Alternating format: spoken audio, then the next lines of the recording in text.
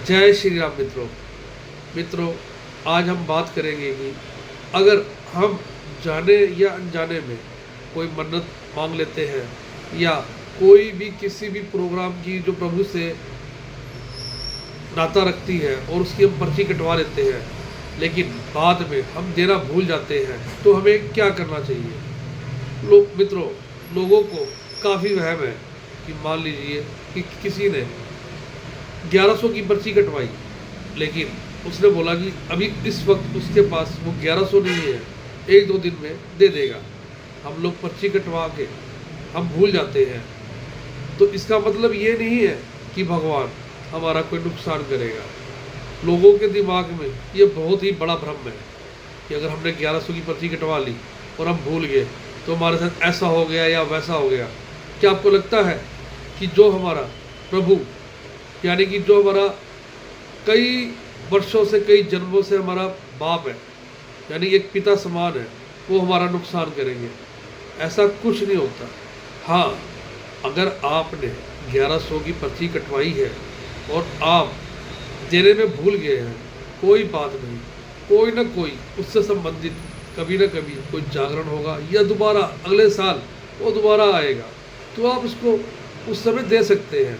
भूल चूक की माफ़ी प्रभु के दरबार में हमेशा ही होती है।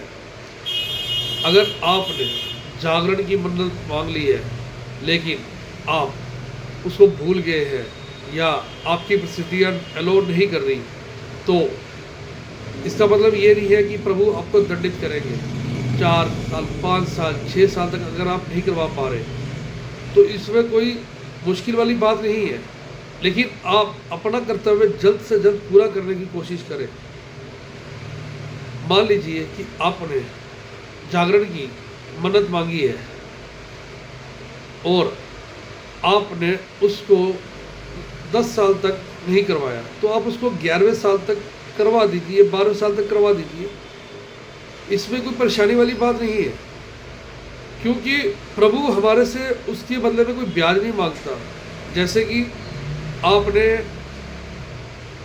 1 लाख रुपए बैंक में जमा कराए और आप बैंक में जमा कराने के बाद पूरे 20 साल बाद अगर आप जाएंगे बैंक में, तो वो आपके 4 लाख हो जाएंगे।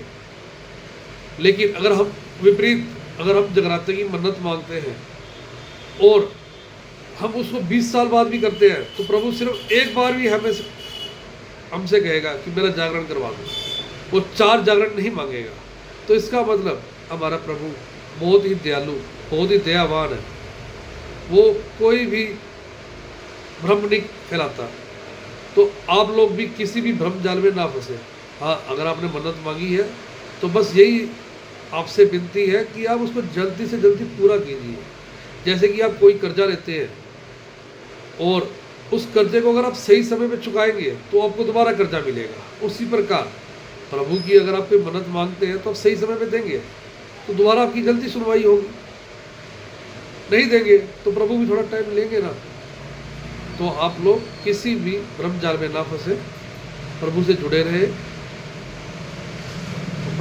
रहे, और उनका धन्यवाद करते रहे। जय श्री राम।